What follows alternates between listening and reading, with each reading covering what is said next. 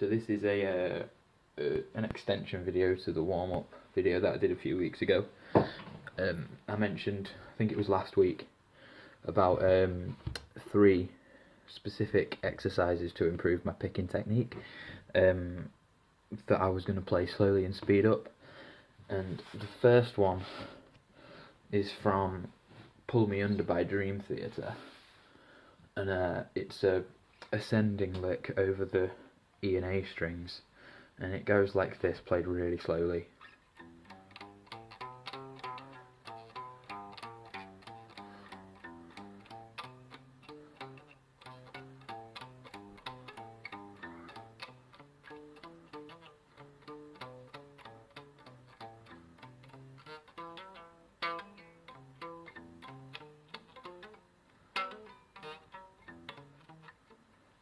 These look like this. And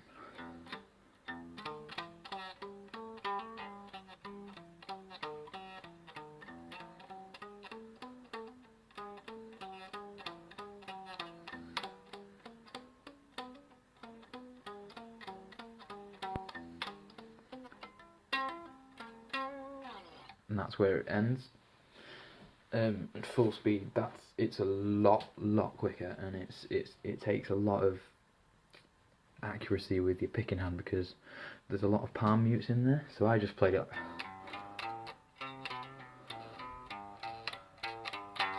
but it's actually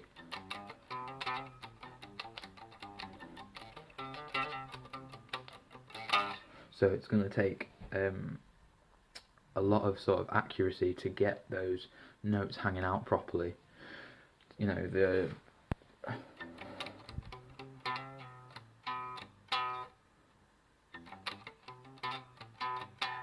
that sort of thing, to get the notes popping out at you.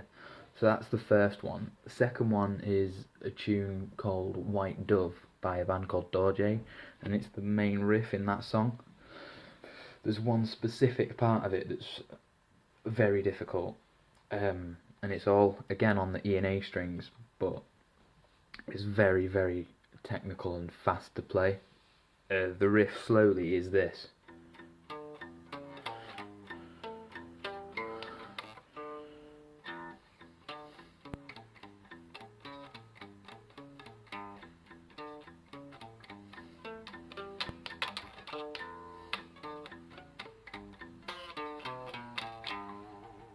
So the difficult part in that is obviously because it's got to be downpicked. I mean, you can play it here, but it's not as, sort of fat and chubby like it's supposed to be. So you need to get that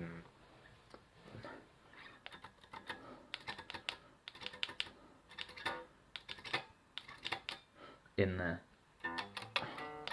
And it's all palm muted, which makes it a little bit more difficult. So that's another one that's really difficult because the tempo for that is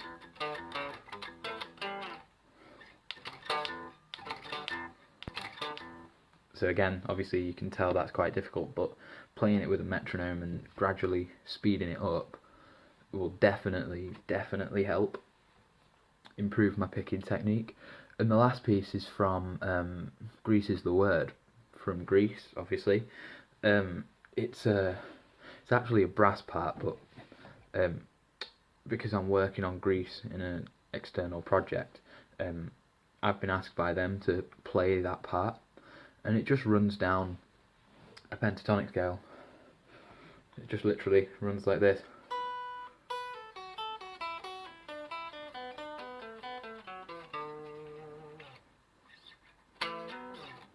But the speed that it's at, again, makes it more difficult.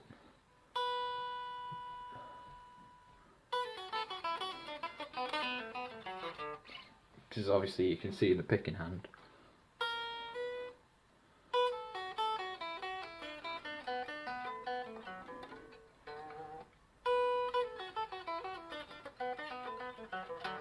So obviously at the moment that's not overly clean, but playing it at a slow tempo and again gradually speeding it up with a metronome will help. And the other part that I want to put into this video is some more bending exercises. So, in the original video that I did for a warm-up routine. I put in some bending exercises of working through a scale and bending to the next note. So like,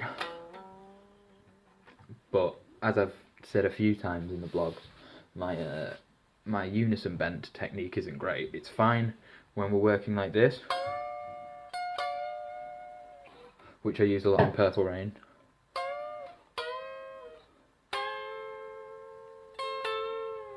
Which obviously it does sound horrible if you miss them, but I'm quite confident with those now. But ones like this,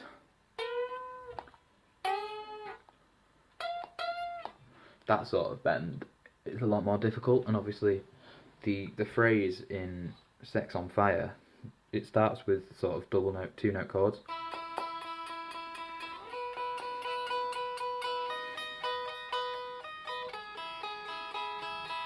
And then works into this.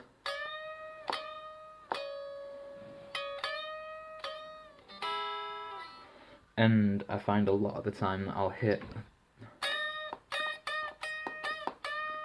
and I'll maybe miss the top string and hit the second. So I just sort of want to focus on getting those right. So literally all I'm going to do is just play bends moving up, making sure I'm matching the note.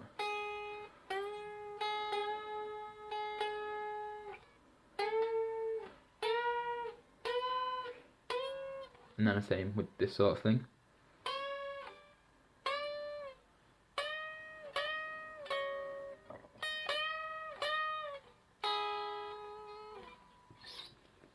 To try and improve my technique with that, because it's something that is consistently frustrating me. Away from that, my rehearsals for the musicianship pieces, the group pieces are coming on well, which I've written about in my blog this week. The only one that I'm really struggling with is Will You Still Love Me Tomorrow, because we haven't looked at it for quite some time, and obviously it was one of those songs that frustrated us a lot at the beginning, so we didn't look at it too much. But you know, it's a case of me working on the song a bit more, refining my part, and I know it'll be alright. It's just making sure I can get back into the swing of it. The Police song's absolutely fine, I'm happy with that. It's just making sure I'm consistent with my timing in the bridge section, the tapped harmonics.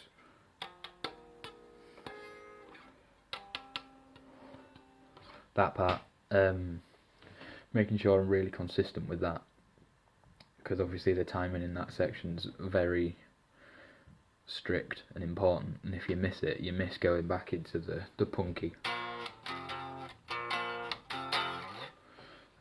So that's important. I need to make sure I'm getting on with that. I've done a video on the violin sonata that's gone with this week's blog, and as I've stated in the blog, I want to get up to the end of the first page and possibly start on the second page next week, and I'll do another video next week showing where I've got to. Giant Homerhead, I want to get up to the solo next week if I can. That's the intention, because I'm enjoying the piece a lot, and it's coming on quite quickly.